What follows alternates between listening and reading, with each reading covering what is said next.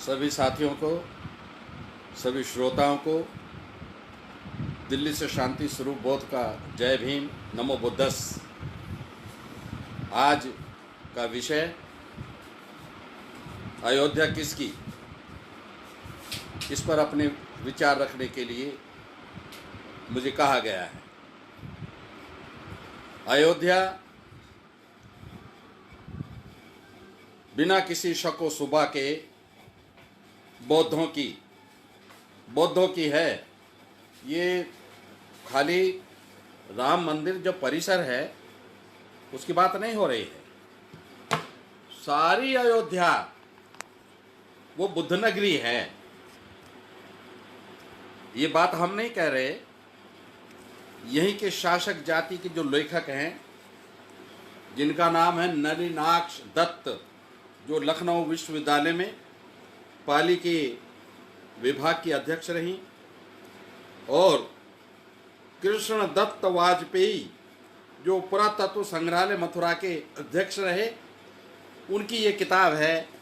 इसमें वो लिख रहे हैं कि भगवान तथागत सम्यक संबुद्ध का अयोध्या में 3 बार आना हुआ। 3 बार, एक बार नहीं, 3 बार आना हुआ। और भगवान बुद्ध के बारे में ये भी बता दें कि संयुक्त निकाय के भाग 1 में फेण सूक्त है। वो भगवान बुद्ध ने कहाँ दिया? वो अयोध्या में गंगा नदी के किनारे निर्मित संघाराम में दिया। अब बहुत सारे लोग हमारी ये बात सुनते ही एक बात कह उठते हैं, अयोध्या में गंगा कहाँ से आई? अब ये बात हो रही है बुद्ध काल की, बुद्ध के समय की, 2600 साल पुरानी। उस वक्त जो गंगा थी वो अब वैसी तो नहीं है। नागपुर में जैसे नाग नदी का हाल हो गया ना, बहुत सुकड़ के ऐसी हो गई, ऐसे ही वहाँ पर अभी भी एक गंगा है। अयोध्या वासियों से पूछिए, उसका नाम है तिलोद की गंगा। तेलोद की गंगा का मतलब क्या? तेल और उदक, उदक कहते हैं पानी को। पानी में तेल का प्रभाव, तेल की सुगंध, तेल की झलक दिखाई देती है। और वहाँ के लोग बताते हैं कि अब जिस संक्षिप्त रूप में वो तिलोद की गंगा बहती है, अब वहाँ लोगों में एक धारणा व्याप्त हो गई है कि जो उसमें अपने बच्चों को नहलाएगा और उसको स्किन प्रॉब्लम है तो उसमें नहाने से वो स्वस्थ हो जाएगा। तो यहाँ ये बात स्पष्ट हुई कि उस तिलोद की गंगा में जो वर्तमान में तेल का प्रभाव दिखाई देता है या उसकी सुगंध आती है, उसका कारण यह है कि वो किसी गंधक की चट्टान से होकर बहकर आती है, उसी में ये गुण पैदा होते हैं। तो भगवान तथागत सम्यक संबुद्ध का सबसे पुराना इतिहास अयोध्या का भगवान बुद्ध से है। और रही बात सम्राट अशोक की, भैया सम्राट अशोक के लिए ये ह्वेनसांग बहुत स्पष्ट शब्दों में लिख रहे हैं कि वहां पर मैंने 100 संघाराम देखे। एक होता है बुद्ध विहार, एक मोहल्ले के लिए, एक गली के लिए, एक लोकेलिटी के लिए बुद्ध विहार होता है, मगर जिसमें विशाल भिक्खु संघ रहता है वो संघाराम होता है। तो वो कितने थे? 100 संघाराम। कमाल है, 100 संघाराम अयोध्या में। और भिक्खु कितने थे? ये लिख रहे हैं इसमें कि 3000 भिक्खु थे। इससे बड़ा प्रमाण आपको और क्या होगा? ये जो यात्री है ह्वेनसांग, ये कोई मेरे रिश्तेदार नहीं है, ना ये भारत के हैं, ये तो चीन के बौद्ध यात्री थे, उन्होंने लिखा है। तो इनकी बात पर हमको यकीन करना पड़ेगा। वो जो विरासत थी सम्राट अशोक की अयोध्या में, वो प्रतिक्रांतिकारियों ने नष्ट कर दी। और नष्ट कैसे कर दी?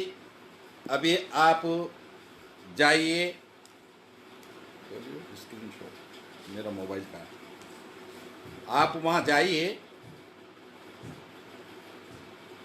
अयोध्या में सरयू नदी के किनारे नागेश्वर मंदिर है एक, उसमें पिक्चर निकालनी यार, स्क्रीनशॉट बताया ना, वहाँ पर नागेश्वर मंदिर है। उस नागेश्वर मंदिर में आपको जानकर के आश्चर्य होगा कि सम्राट अशोक के स्तंभ के ऊपर 4 चरण होते थे। एक तो अशोक का स्तंभ होता है जो कमल के नाल का प्रतीक है, उसके ऊपर कमल का फूल होता है, उसकी उल्टी पंखड़ी ऐसी होती है नीचे को लटकी हुई, वो विनम्रता की निशानी होती है। तो उसको इन्होंने वहाँ पर इस टुकड़े को नागेश्वर के मंदिर में रखा हुआ है। बाकी नीचे और ऊपर का स्तंभ कहाँ गया? 4 शेर की प्रतिमा या कुछ और पशु की प्रतिमा रही होगी, वो कहाँ गई? उसके नीचे का स्तंभ कहाँ गया? वहाँ एक 20 फुटी कब्र के बारे में चर्चा चलती है, मैं खुद देख के आया हूँ। आदमी ज़्यादा से ज़्यादा 6 फुट का होता है, 6x6 का लगा लो। वहाँ 20 फुट की कब्र है, वो कहाँ से आई? वो लोगों का कहना है, वहाँ के स्थानीय लोगों का कहना है। मुझे एक महंत जी ने बताया कि इसमें सम्राट अशोक की लाट दबी हुई है और ऊपर का एक हिस्सा यहाँ पर रखा हुआ है। ये आपने देख ही लिया। और देखिए इसकी क्या दुर्गति की है। इसकी दुर्गति ये की है कि ये पहचानने में आता है, क्योंकि ये कला विलक्षण कला, अंधा भी देखकर कह देगा कि सम्राट अशोक के स्तंभ का हिस्सा है। अब इसको कैसे विकृत किया? इसके ऊपर चांदी, पहले तो उसके ऊपर चांदी मणि नीचे, और फिर भी वो पहचानने में आता था। चांदी लगाने के बाद भी उसकी आकृति तो वो ही रहती थी ना। तो उस पहले तो ये स्थिति रही, इसकी ये स्थिति रही। उसके बाद में अब इन्होंने चांदी का मुलम्मा चढ़ा दिया, तो अब ऐसा हो गया। मगर सूक्ष्मदर्शी लोग इसको फिर भी पहचान लेते हैं कि सम्राट अशोक का शिलालेख का एक अंग है। ये देखिए, इसमें आप देखेंगे इस बीच में ये जो है, सॉरी, ये इन्होंने शिवलिंग बना रखा है।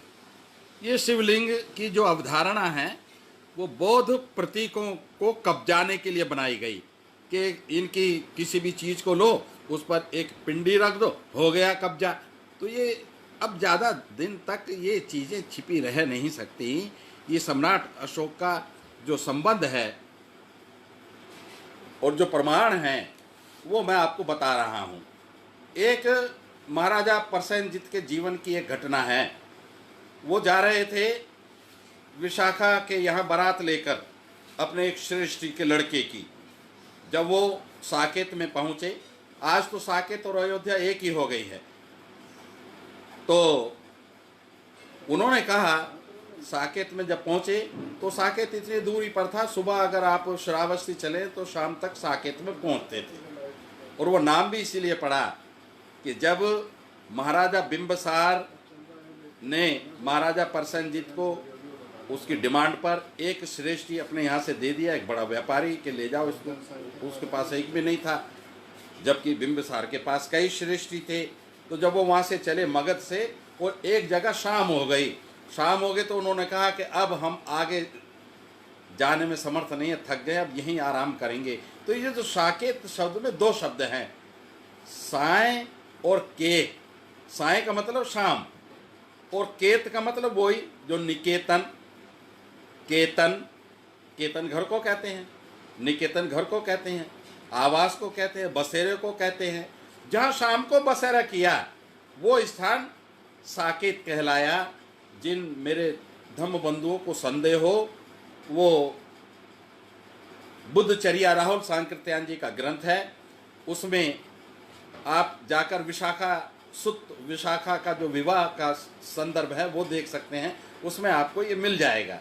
तो ये जो शाम जब हो गई, महाराजा परसेनजी आए थे, बारात में जा रहे थे विशाखा के यहाँ शादी उसको ब्याहने के लिए, और यहाँ आकर के फिर शाम हो गई। तो उन्होंने कहा अपने अमात्य से, देखो मुझे धम्म चर्चा करनी है, और यहाँ पर देखिए कि कोई ऐसा दार्शनिक, विद्वान, भिक्षु या कोई भी धार्मिक पुरुष है जिसके साथ में चर्चा की जा सके, धम्म चर्चा की जा सके। वो अमात्य गया, थोड़ी देर में वापस आया, कहने के राजन हाँ, यहाँ पर एक जगह है तोरणवत्थु। तोरणवत्थु नोट करना, ये एक विहार है, साकेत में था, जिसमें महारानी खेमा जो महाराजा बिंबिसार की पत्नी थी और जब भिकुनी बन गई थी तो वो मगध राज्य को छोड़कर यहाँ साकेत में आकर रहने लगी थी। उनके साथ में जो महाराजा बिंबिसार की धर्म चर्चा हुई है उसमें वो जो 10 अव्यकृत पक्ष हैं, 10 के मरने के अनंतर व्यक्ति रहता है, मरने के अनंतर व्यक्ति नहीं रहता है, मरने के अनंतर व्यक्ति वाप, इस तरीके के जो 10 प्रश्न हैं, बड़ी गूढ़ दार्शनिक चर्चा खेमी की और महाराजा प्रसेनजीत की जहाँ होती है, वो तोरणवत्थु इस बात का प्रमाण है कि ये तोरणवत्थु बुद्ध नगरी में था। तो साथियों, हम इस चीज को, कितनी बातें हम आपको बताएं। अभी जो वर्तमान में जो थोड़ा सा सामान मिला है खुदाई में, थोड़ा सा कह रहा हूं, राम परिसर को छोड़ दीजिए, राम मंदिर जो परिसर इन्होंने अलॉट किया है उसको छोड़ दीजिए। उसके अलावा जो जितनी भी अयोध्या है, कहीं भी आप खुदाई करेंगे, कहीं भी फावड़ा मारेंगे, मुस्कुराते हुए बुद्ध प्रकट होंगे, बौद्ध संस्कृति प्रकट होगी। वहां पर आपको रेलिंग के पिलर मिलेंगे जो अभी मिले हैं, वहां आपको स्तूप के, छोटे स्तूपों के, वोटिव स्तूपों के हिस्से मिलेंगे, वहां पर आपको धम्म चक्र मिलेंगे, पुष्प चक्र मिलेंगे। अभी जो ये चक्र मिला है एक वहां पर, उसमें भाग 29 आ रहे हैं और बीच में वो बाहर जो 29 आ रहे हैं जिसके, उसको हम कहते हैं महाभिनिष्कर्मण चक्र। और अंदर जो 13 आरों वाला कमल का फूल है उसको पुप्फ चक्र कह सकते हैं। एक सुत्त है भगवान बुद्ध का, उन्होंने इसी क्षेत्र में कहा था, वो है पुप्फ सुत्त। पुप्फ सुत्त में वो क्या बताते हैं?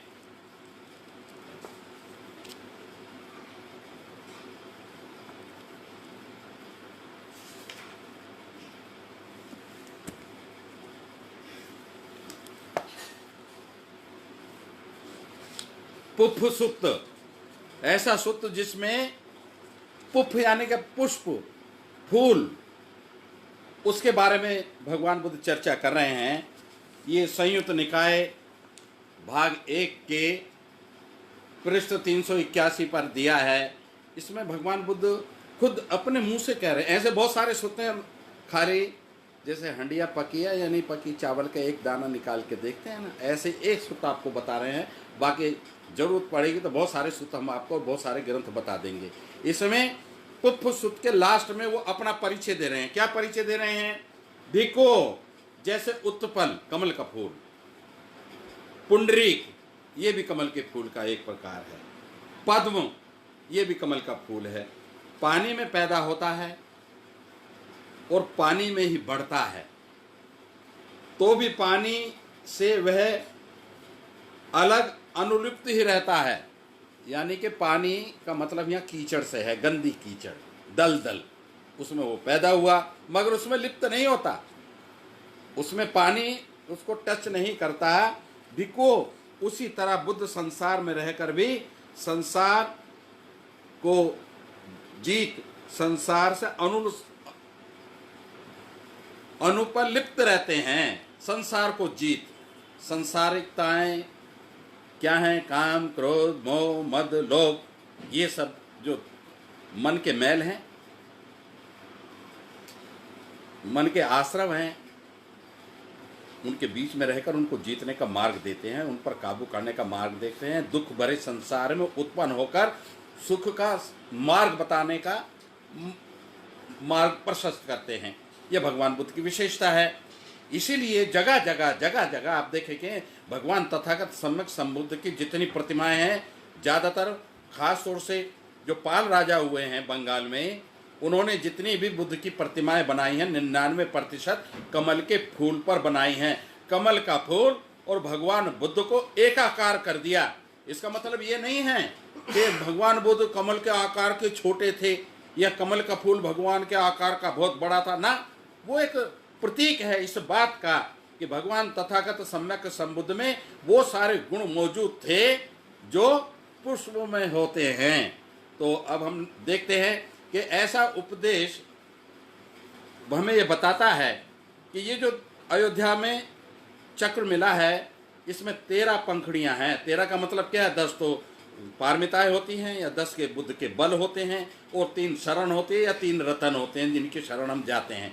10 और 3 को जोड़ेंगे तो 13 हो जाते हैं।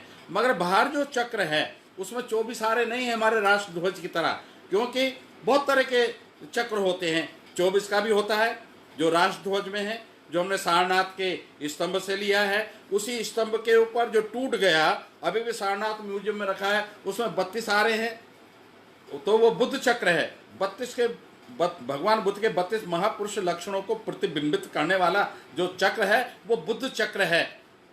8 का भी होता है, वो अष्टांगिक मार्ग का प्रतीक है। 35 का भी होता है। भगवान बुद्ध ने बुद्धत्व प्राप्ति से पहले जो समय बिताया वो 35 साल का था। वो 35 साल का प्रतीक है। उनके त्याग में उन्होंने रह करके बुद्धत्व प्राप्त करने का जिस अवस्था में प्रयास किया वो 35 साल का प्रतीक 35 आरों वाला धर्म चक्र है। एक धर्म चक्र 45 आरों वाला है। 45 आरों वाला कौन सा है? जो उन्होंने बुद्धत्व लाभ करने के बाद जीवन जिया वो 45 वर्ष का था। एक 49 का भी धर्म चक्र है। वो क्या है? 49 का मतलब यह है सुजाता की खीर उन्होंने 49 ग्रास में खाई थी बुद्धत्व प्राप्ति से पहले, और बुद्धत्व लाभ करने के बाद 7 हफ्ता तक उन्होंने ठोक बजा के देखा था whether you have attend the enlightenment और नॉट, कि आपने बुद्धत्व लाभ किया है या नहीं किया है। ये उसी 49 इसी प्रकार से बहुत सारी संख्याएं हैं, उन पर बताने का समय नहीं है। तो ये जो 29 आरों का एक चक्र मिला है अयोध्या में, वो इस बात को प्रतिबिंबित करता है कि भगवान तथागत सम्यक संबुद्ध ने अपना घर परिवार खजाना प्रजा सारा दरबार 29 वर्ष की अवस्था में छोड़ा था। वो बड़ा महत्वपूर्ण क्षण था। वो लोक कल्याण की उदात्त भावना से गृह त्याग करके कब निकले? 29 वर्ष की अवस्था में। तो ये उनके उस त्याग का प्रतीक 29 आरों वाला धर्म चक्र है। इसे हमें सिरोधार्य करना चाहिए। एक बात और, ये जो अयोध्या है बुद्ध नगरी है, कैसे पता चलता है कि यहाँ पर एक समय ऐसा आया कि कोरिया के महाराजा ने कहा अयोध्या के राजा से कि हमें अपने यहाँ से कोई ऐसा प्रचारक भेजें कि जो बौद्ध धर्म के प्रचार में सहायक सिद्ध हो सके। राजा की जो पुत्री थी बड़ी विद्वान थी, बहुत मनीषी थी, बहुत समझदार थी, धर्म की ज्ञाता थी और तर्कशास्त्र में बहुत प्रवीण थी। ये जो शाक्य लोग हैं इनकी महिलाओं ने बड़े बड़े पराक्रम किए हैं। अरे हमारी संघमित्रा ने लंका गई तो लंका को बुद्धमयी कर दिया। सम्राट अशोक की दूसरी पुत्री कौन? चारुमित्रा, वो नेपाल गई, नेपाल को सारे को बुद्धमयी कर दिया। नेपाल की वजह से तिब्बत बुद्धमयी हो गया, मंगोलिया बुद्धमयी हो गया और वो चक्र ऐसा चला जापान तक सब सारे भूखंड बुद्धमयी होते चले गए। एक और शाक्य महिला थी, उसका नाम था कुमार देवी, जो महाराजा जयचंद जिसको इस देश के प्रतिक्रांतिवादी लोग गद्दार कहते हैं, वो गद्दार नहीं थे, परम देशभक्त बौद्ध राजा थे। उनकी दादी कुमार देवी थी। उन कुमार देवी ने बौद्ध धर्म के लिए कितने काम किए हैं ये आप जाकर के सारनाथ म्यूजियम में देखो। उनके हाथ का उनके संबंध में एक लिखा हुआ पत्र शिलालेख आज भी सारनाथ के पुरातात्विक संग्रहालय में सुरक्षित है। उन्होंने वहाँ स्तूप बनाए और ये जो प्रतिमा है ना धम्मचक्र प्रवर्तन मुद्रा वाली, ये प्रतिमा संसार की सबसे सुंदर बैठी हुई प्रतिमा। अंग्रेजी में इसको कहते हैं the Buddha masterpiece of sitting posture. बैठे हुए बुद्ध की सबसे सुंदर प्रतिमा सारनाथ के म्यूजियम में है। उसमें चीवर को बदन से चिपका हुआ दिखाया है। खाली ये हाथ में जो लटका हुआ चीवर है या पैर में नीचे लटका है या गले में ये जो चीवर की सलवट है, उसी से पता चलता है ये चीवर है। जो एनाटॉमी होती है व्यक्ति की, उसको प्रकट करने के लिए वो शैली बड़ी मशहूर हुई अपने समय में और पाल राजाओं ने उसका खूब इस्तेमाल किया।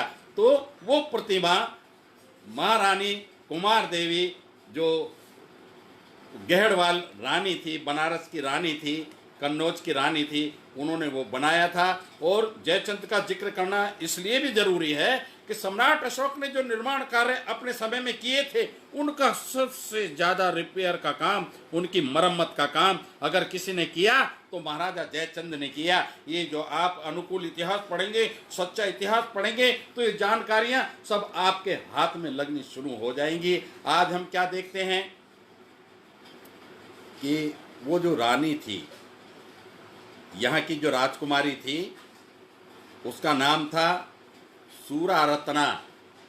उसका विवाह कहाँ हुआ?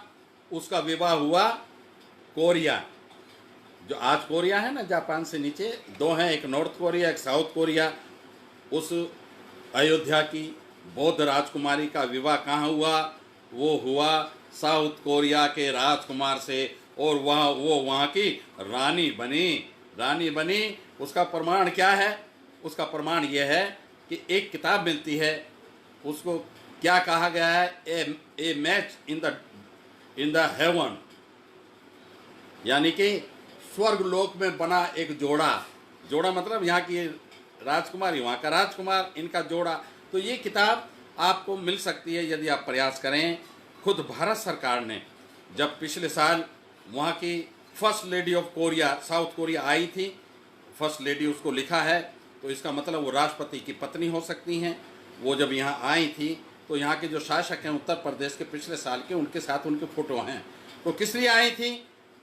वो सूरा रत्ना के संबंध में सरकार ने जो 2 डाक टिकट उस रत्ना के सम्मान में निकाले थे, उनको रिलीज करने आई थी, एक बात। दूसरा, वहाँ पर एक स्मारक बनाया है अयोध्या में सूरा रत्ना का। उस स्मारक में कुछ नहीं है, भगवान बुद्ध के प्रतीक 7 पत्थर, नीचे बड़ा पत्थर, फिर छोटा, छोटा, फिर छोटा, 7वां सबसे आखिरी पत्थर सबसे छोटा, वो भगवान बुद्ध का प्रतीक माना जाता है। क्यों माना जाता है? कि परिनिर्वाण से संबंधित जितने भी स्थल हैं वहाँ 7 की संख्या का बड़ा डंका पिटता है। क्यों? कि भगवान तथागत सम्यक संबुद्ध ने जब महापरिनिर्वाण की अवस्था प्राप्त की थी, यानी कि जब उनकी मृत्यु हुई थी, निधन हुआ था, उस समय 7 दिन तक उनकी बॉडी को एक जगह सुरक्षित रखा था, 7 दिन। तो वो 7 की संख्या बौद्ध जगत में बड़ी प्रसिद्ध हो गई। और खास तौर से महापरिनिर्वाण और मृत्यु से संबंधित जितने निर्माण होते हैं उनमें 7 की संख्या जरूर इन्वॉल्व होती है। जैसे कि यहाँ 7 पत्थर नीचे ऊपर रख के उस परिनिर्वाण की अवस्था को दिखाया, यानी कि उनका चैत्य है। चैत्य बौद्धों में जो बनते हैं वो चैत्य कहते हैं जीवित को, चेतना जिसमें रहती है। वो पत्थरों में क्या प्राण है, क्या जीवन है, वो एक दार्शनिक पक्ष है। वो ये नहीं कि पत्थरों में जान पड़ती है जैसे प्राण प्रतिष्ठा करते, वैसा नहीं है। वो ये है कि हमने जब उस पत्थर को देखा, 7 पत्थरों को देखा, तुरंत सूरा रत्ना की स्मृति आ गई, तो हमारा चित्त उनसे जुड़ गया ना। ये है चेतना, ये चेतना है। ये ऐसी चेतना उस व्यक्ति को जिसके संबंध में स्तूप बनता है, चैत्य बनता है, वोटिव बनता है, वो लोगों के दिल दिमाग में जीवित रहता है। और वहाँ पर अंदर 2 मछलियाँ भी बनी हुई हैं, अंदर 2 मछलियाँ बनी हुई। 2 मछलियों का मतलब यह है कि एक ग्रंथ है महायान का, उसका नाम है बोधिसत्व चर्या। उसमें 2 मछलियों का बड़ा विस्तार से महत्व बताया है। तो बौद्ध धर्म का प्रतीक है महायान में 2 मछलियां हर एक उस पर बनी होती हैं। अब ये पता नहीं इन लोगों को पता है या नहीं पता है, आज भी अयोध्या के सारे मंदिरों पर 2 मछलियां मुख्य द्वार पर बनी हुई हैं। एक बात, ये बौद्ध धर्म का स्पष्ट प्रभाव है। और क्या है, जितने भी बौद्ध स्थल हैं वहां पर एक चीज मिलती है जिसको ये कहते हैं गजलक्ष्मी। गजलक्ष्मी का मतलब क्या है कि एक महिला की मूर्ति है, उसके ऊपर 2 हाथी अपनी सूंड से प्रक्षालन कर रहे हैं, पानी डालकर नहला रहे हैं, या 2 हाथी साइड में बैठकर पानी फेंक रहे हैं। ये जो मूर्ति है इसको महामाया है। महामाया को सपने में देखा था कि एक सफेद हाथी तुम्हारे गर्भ की ओर आ रहा है, तो लोगों ने उसको बोधिसत्व मान लिया, बुद्ध का प्रतीक मान लिया, इसलिए एक महिला के साथ दो हाथियों की प्रतिमाएं कहाँ मिलेंगी? बौद्ध स्थलों पर मिलेंगी। बौद्ध स्थल का मतलब सांची में मिलेंगी, भरहुत में मिलेंगी, अमरावती में मिलेंगी, बोध गया में मिलेंगी, सारनाथ में मिलेंगी, श्रावस्ती में मिलेंगी। जितने भी बौद्ध स्थल हैं, और तो और आपको ये जो महामाया और गज की जो मूर्ति है वो गांधार की कला में भी मिलेंगी। तो कहने का मतलब यह है, आज भी अयोध्या में कई जगह मंदिरों पर गज लक्ष्मी इन्होंने लक्ष्मी समझ के बना रखी है, उनको ये पता ही नहीं तुम गज लक्ष्मी के बहाने से बौद्ध धर्म का प्रभाव अपने ऊपर ओढ़ रहे हो। तो साथियों, ये अयोध्या हर प्रकार से बौद्धों की है, पूरी अयोध्या बौद्धों की है। और एक बात याद रखना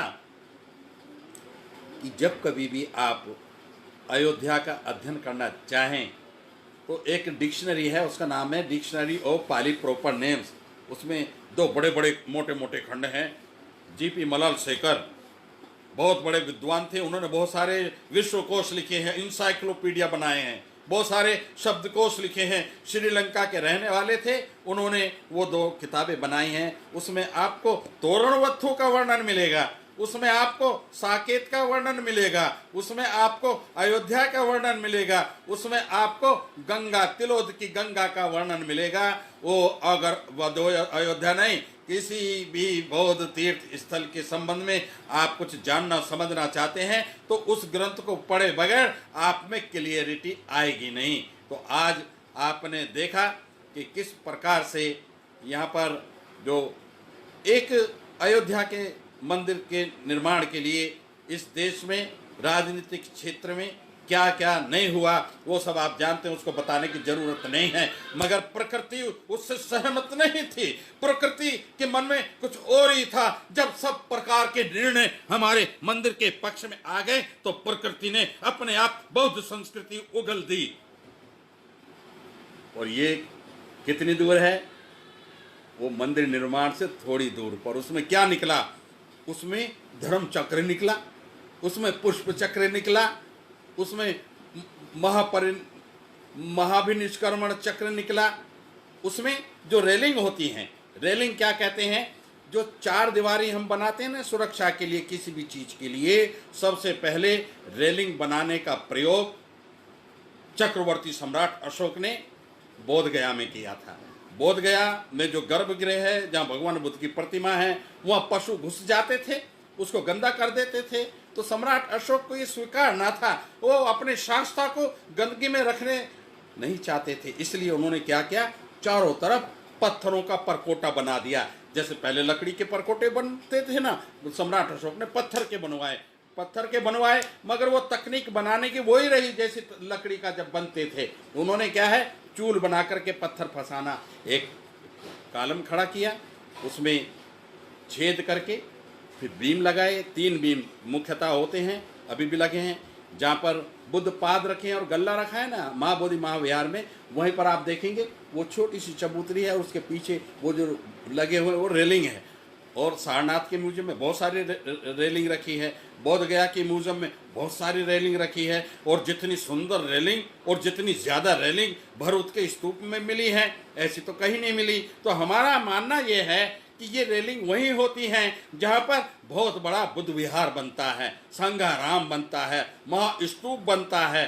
तो ये जो रेलिंग मिली है, समझ गए ना? इसका मतलब इसके आसपास कोई बहुत विशाल बौद्ध स्तूप जरूर रहा होगा। जैसा कि फायन ने लिखा ना, 100 फुट ऊंचा एक विहार, एक स्तूप, और एक स्तूप 200 फुट ऊंचा। अरे बाप रे, 200 फुट ऊंचा का मतलब क्या हुआ? ये जो बोध गया में हमारा महाबोधि महाविहार है ना, ये 180 फुट ऊंचा है।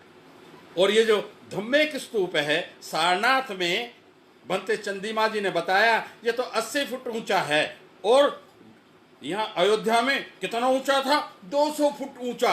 कहाँ था? गंगा के किनारे था। कहाँ गया वो? हाँ, एक सवाल बनता है, वो कौन ले गया? वो ही ले गए जिन्होंने हमारे सम्राट अशोक के स्तंभ के टुकड़ों को चांदी चढ़ा चढ़ा के उसका रूप बदल के अपने मंदिरों में रखा हुआ है। आज हमारा अपनी जनता से कहना यह है कि अपनी जनता को जागरूक करो, अपनी विरासत के प्रति जागरूक करो। जब प्रकृति खुलकर आपके पक्ष में आ गई है, न केवल अयोध्या में बल्कि आप भारतवर्ष में जहां भी कुदाला मारेंगे वहां से बुद्ध और बौद्ध विरासत प्रकट होगी। अभी संकिसा में क्या देखा आपने?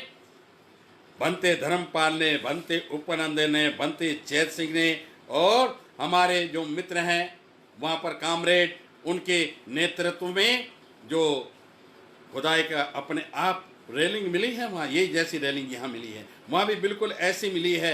और इसके अलावा जो वैरंजा है ना, वैरंजा की तो पूछो ही मत, वहाँ कितनी विरासत मिल रही है। प्रकृति इतनी मेहरबान है बुद्ध के प्रति, वो जितना भी जमीन में छिपा है वो सब अब गर्भ पक गया है, अब उस सबको निकाल कर बाहर कर रही है। अब हमारा दायित्व बनता है और सरकार से हमारा ये निवेदन बनता है, इतना निवेदन तो हमारा बनता है, भैया बुद्ध तो विष्णु के अवतार है। आप कहते हैं ना, मान लेते हैं। आप कहते हैं बौद्ध धर्म तो हिंदू धर्म की शाखा है, आप कहते हैं ना, हम मान लेते हैं। तो देखिए ईमानदारी का तकाजा ये है, अगर आप बुद्ध को विष्णु का अवतार वास्तव में मानते हैं, अगर आप बौद्ध धर्म को हिंदू धर्म की शाखा वास्तव में मानते हैं, तो आज आपका ये कर्तव्य बनता है कि आप सरकार की ओर से वहाँ पर एक भव्य बुद्ध विहार का निर्माण कराएं और एक बुद्ध विहार के साथ साथ एक बहुत अच्छा और सुंदर और बड़ा सब सुविधाओं से युक्त एयर कंडीशनड एक म्यूजियम भी बनाएं। और उस म्यूजियम में जो ये विरासत पृथ्वी उगल रही है ये तो आप रखेंगे, और पहले जो कुछ भी यहाँ मिला उसको आप वहाँ से, जो कहाँ रखा हुआ है, जो पुराना अयोध्या से मिले जितने आर्टिफैक्ट, जो भी सामान जमीन में से मिलता है, कला का जो आर्कियोलॉजिस्ट उनको आर्टिफैक्ट कहते हैं, वो कहाँ रखे हैं? वो इलाहाबाद के किले में रखे हैं, मगर कर्फ्यू लगा है, उसको आप देख नहीं सकते। ये क्या मतलब है? अरे पब्लिक के लिए डिस्प्ले क्यों नहीं करते हैं? क्यों? कि उनको पता है ये बौद्ध विरासत है, दुनिया के सामने हम नंगे ना हो जाएं, इसलिए ताला लगा के रखेंगे। वो सारी विरासत को लाइए, बुद्ध विष्णु के 9वें अवतार हैं, अब सिद्ध करने का समय आ गया, और उस म्यूजियम में रखिए। ये जो सारी की सारी जो कवायद है ये बिल्कुल जल्दी से जल्दी होनी चाहिए, और सरकार का ये कर्तव्य बनता है। भारतवर्ष का सबसे बड़ा उद्योग कौन सा? ये एक सवाल है, जनरल नॉलेज का सवाल है। वो उद्योग है टूरिज्म। दुनिया के जो सैलानी आते हैं, कोरोना में थोड़े कम आए हैं, मगर सरकार के खजाने खाली हो गए क्योंकि उसी से भरते थे। वो आते हैं, वो जो ये जो देखते हैं ना, जो खंडर, पुराने पत्थरों के खंडर देखते हैं, वो तो बड़े जागरूक लोग हैं, कला प्रेमी हैं, संस्कृति प्रेमी हैं, सारी दुनिया की सब संस्कृतियों का निरपेक्ष रूप से अध्ययन करते हैं, इसलिए आते हैं। और वो जो आपका जो टिकट है ना, वो ही नहीं खरीदते हैं, वो आपके होटलों में भी रहते हैं, आपकी टैक्सियों में भी घूमते हैं, आपके बाज़ारों में जा कर के अपने देश में आपका सामान ले जाने के लिए यहाँ के हैंडीक्राफ्ट्स की शॉपिंग भी करते हैं। और क्या करते हैं? तो ये करते हैं कि यहाँ पर भारतवर्ष में आकर यहाँ की जो फोटोग्राफी करते हैं, और उसमें जो मसाला लगता है, उसमें जो सपोर्टिव मटेरियल लगता है, वो आपके यहीं का ही लगता है। कुल मिलाकर वो जब यहाँ आते हैं खूब पैसा दे करके जाते हैं, और उस पैसे से हमारे देश की इकोनॉमी बड़ी सुदृढ़ होती है। तो मैं ये कहता हूँ, इस टूरिज्म को बढ़ावा दो। अयोध्या को जिस दिन आपने बुद्ध मंदिर खड़ा कर दिया, उस दिन वो इंटरनेशनल बुद्धिस्ट साइट बन जाएगी। अभी भी अब हम इसको अयोध्या बुद्ध नगरी कहते हैं क्योंकि बुद्ध की नगरी है। आपका ये एक परीक्षा की घड़ी आई है। इस देश के तमाम सनातनियों को, तमाम हिंदुओं को ये सिद्ध करना चाहिए कि हाँ, वास्तव में ही भगवान तथागत सम्यक संबुद्ध विष्णु के 9वें अवतार थे, और बौद्ध धर्म हिंदू धर्म की एक शाखा है। अभी तक तो भैया आपका चरित्र रहा डगमग डगमग। आप कहते थे बौद्ध धर्म हिंदू धर्म का अंग, मगर जब यहाँ पर जनगणना होती है, लोक गणना होती है, तो हमारी गणना कम करके दिखाते हो। और दूसरा ये है कि हमारे प्रगति के रास्ते में रोड़े अटकाते हो। हमारा कोई बौद्ध धर्म ग्रहण करता है तो उसे आप धर्म परिवर्तन कहते हो। ये दुनिया के लोग हंसते हैं, अरे जब हिंदू और बौद्ध एक ही हैं तो इसमें से अब कोई आर्य समाजी आपका आता है दूसरे पंथ में तो क्या वो धर्म परिवर्तन है? नहीं, हम बुद्ध के मानने वाले हैं। भारतवर्ष का सबसे बड़ा कोई सुपूत पैदा हुआ है जिसने दुनिया में अपनी विद्वता का, अपनी कल्याणकारी शिक्षाओं का लोहा मनवाया, तो भगवान तथागत सम्यक संबुद्ध हुए हैं। भगवान तथागत सम्यक संबुद्ध को ही लोक गुरु कहा, विश्व गुरु कहा, जगत गुरु कहा। उनके समय में जगत गुरु ये देश था। आज भी उसका प्रमाण ये है कि 40 देशों में आज भी बौद्ध धर्म बहुत अच्छी स्थिति में है और उसके अलावा 50 देशों में दूसरे नंबर पर है और तीसरे नंबर की तो गिनती आपको क्या बताएं। ये इसलिए है कि वहां उन देशों में बौद्ध धर्म को समाप्त करने वाले लोग नहीं बैठे हैं। बौद्ध धर्म को हिंदू धर्म का अंग बता के उस पर हमला करने वाले नहीं बैठे हैं। वो भारत जैसे महान देश में ही हैं। तो इस देश के महान शासकों से मेरा निवेदन है कि अब आपकी परीक्षा की घड़ी आ गई है और इस घड़ी में आपको खरा उतरना है। जो मूर्ति भी कुछ मिली है, ये अयोध्या में जो विरासत उगल के बाहर आई है, वो रत्नागिरी की किताब दिखा दी और उसकी अमरावती, वहां पर एक पत्थर मिला है पुरानी खुदाई में, अब की में नहीं, पुरानी में। उसमें क्या है, गरारी बनी हुई है, स्टार फ्रूट किसको कहते हैं, अमरक। वो खट्टा फल होता है ना जिसमें चारों तरफ किनारियां बनी रहती हैं, उस जैसा है। हालांकि अमरक में तो 6 या 8 फली होती हैं। तो ये मिला है वहां से ये। और ये कहाँ का है, ये अमरावती का है। अमरावती में है ना डिट्टो। और अभी अभी लालगंज में मैं गया था, लालगंज में भी सम्राट अशोक का स्तंभ मिला, एक भूला बिसरा। वहां पर भी कुछ पत्थर पड़े हैं, वहां पर भी बिल्कुल ऐसा ही एक पत्थर मिला है। ये बौद्धों संस्कृति का प्रमाण है। ये अयोध्या नगरी बौद्धों की है, ये बुद्ध नगरी है। ये हर एक सारे प्रमाण चीख चीख कर कह रहे हैं। और ये जो प्रतिमाएं खड़ी है ना, यहाँ पर जो प्रतिमाएं मिली हैं, वो प्रतिमाएं मैंने उस दिन दिखाया था खोलकर। वो ये जो कला है, उड़ीसा के रत्नागिरी में बहुत बड़ा लेणी, मराठी में लेणी कहते हैं, हिंदी में उनको खंडहर कहते हैं, भग्नावशेष कहते हैं, नष्टावशेष कहते हैं। वो आप देखेंगे, वो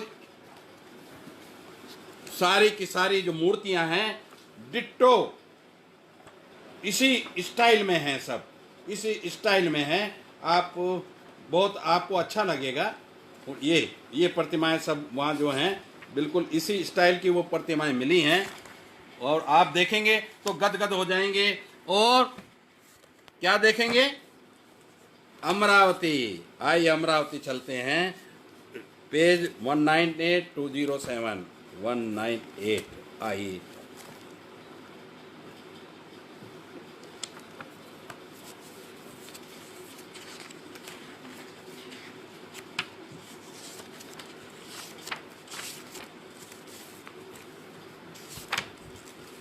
ये देखिए साहब, जो अयोध्या में मिला है वो ये है, बिल्कुल इसकी कॉपी है। ये बौद्धों के जो बुद्ध विहार होते थे उसके टॉप पर डेकोरेशन के लिए जो आमलक लगता था ये वो है। और ये लालगंज बनारस के पास आजमगढ़ के बीच में वहाँ भी मिला है, यहाँ भी है। ये हमारी थाती है, हमारी विरासत है, हम इस पर बड़ा इतरा सकते हैं। और देखिए ये आप देखेंगे कि यहाँ पर ये म्यूजियम वालों ने इस आमलक चक्र को इस रेलिंग को खड़ा करने के लिए इस्तेमाल किया है। यहाँ भी है, ये वो अलग है, ये अलग है, ये रेलिंग है। तो साथियों, आज ये पृथ्वी इतिहास के साथ न्याय कर रही है। वो शायद पृथ्वी ये सोच रही है, हम तो पृथ्वी की बड़ी मान्यता है हमारे यहाँ पर। जो लोग जय भवानी कहते थे ना, महापुरुष हमारे शिवाजी महाराज, हमारे शाहू जी महाराज, बाबा साहब भी शुरू में अपने लेटर हेड पर जय भवानी लिखते थे।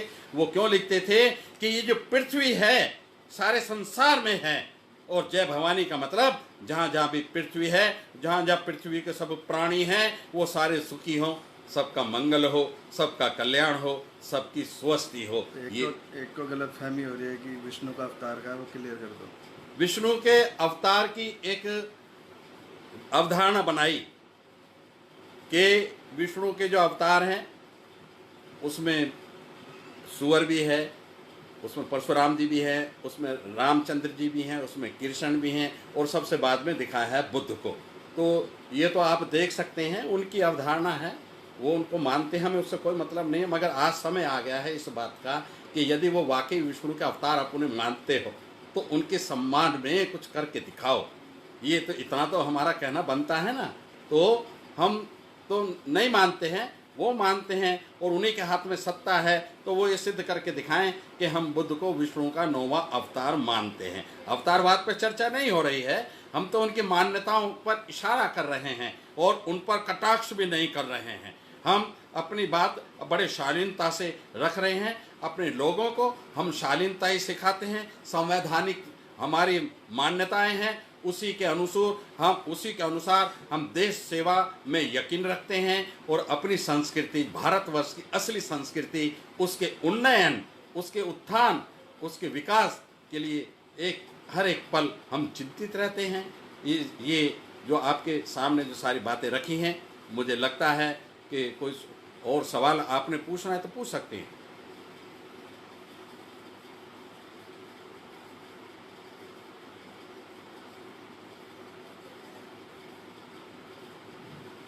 राहुल जी,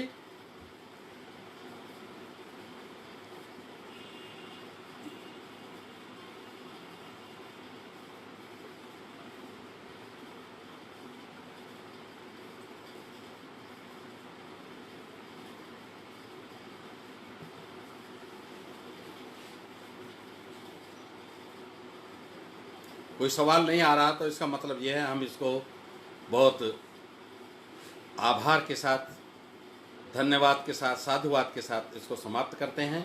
और जितने भी हमारे श्रोता हैं, जितने भी गुणी जन हैं जो इस प्रवचन को सुन रहे थे, उनके प्रति आभार व्यक्त करते हुए एक बार फिर कहते हैं पाली भाषा में, क्या कहते हैं? नमो बुद्धस्स,